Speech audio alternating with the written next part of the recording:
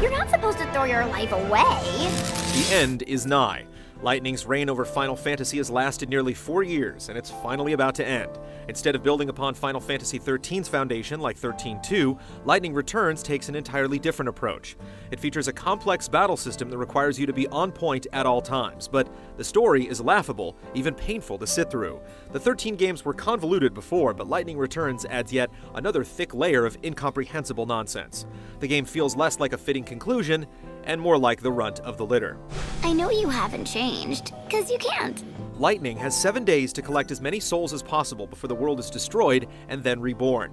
Initially, the constant ticking of the clock is stressful since it works against typical RPG impulses. Want to explore every inch of a city? Too bad, you don't have time. Similarly, it's difficult completing every single quest since many of them need to be done at specific hours. I want to talk to you.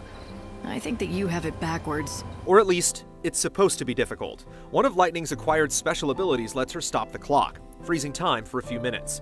This chronostasis consumes a resource called EP, but you can easily refill the gauge by defeating enemies.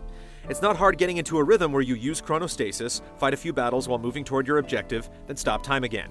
In theory, the ever-present time limit is supposed to instill urgency, but once you've figured out this trick, it hardly matters. No one cares about anything or anyone.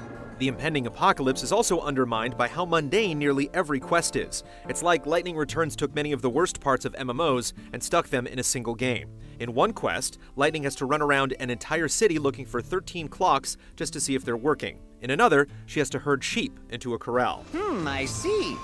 So the sheep were terrorized by the occurrences of the night. The main quests are a little bit more involved, with dungeons to explore, puzzles to solve, and challenging bosses to fight.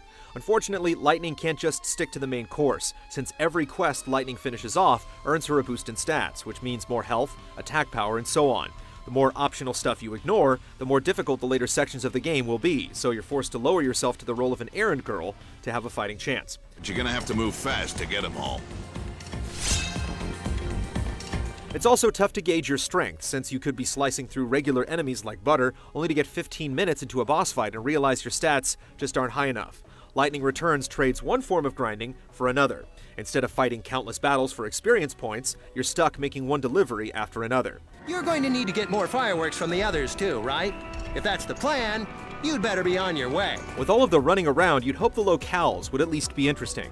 But while the 4 hubs you explore are certainly much larger than anything seen in 13 or 13-2, they feel barren. Yuznan and Luxurion are supposed to be bustling cities, but there really isn't that much going on. The worst area is the Dead Dunes, an endless sea of sand that feels like a whole lot of nothing. You'd think the third part of a trilogy would look much better than its predecessors, but overall, the game looks noticeably worse. I'm afraid that this is your stop. Lightning Returns' saving grace is its battle system. Unlike the previous 2 games, which had players controlling a group of 3, Lightning is generally all by her lonesome.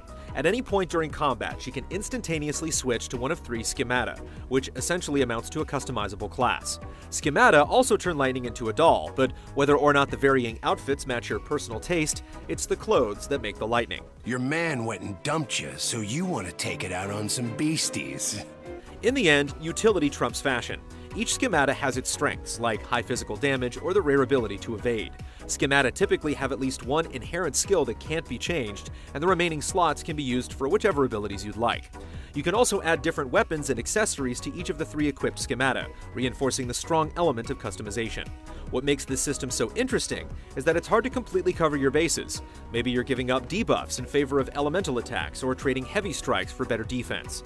Rather than creating a catch-all that works in every situation, Lightning Returns requires adaptation and compromise. You're so eager to die. The fights themselves are even better. Lightning Returns plays like an action game, encouraging precise timing. Guarding at just the right moment, for example, can completely negate all damage. If you time your button presses appropriately while attacking, you can cancel animations, getting your various abilities out more quickly. So many RPGs are about pure preparation, so it's great to see one that emphasizes execution just as heavily.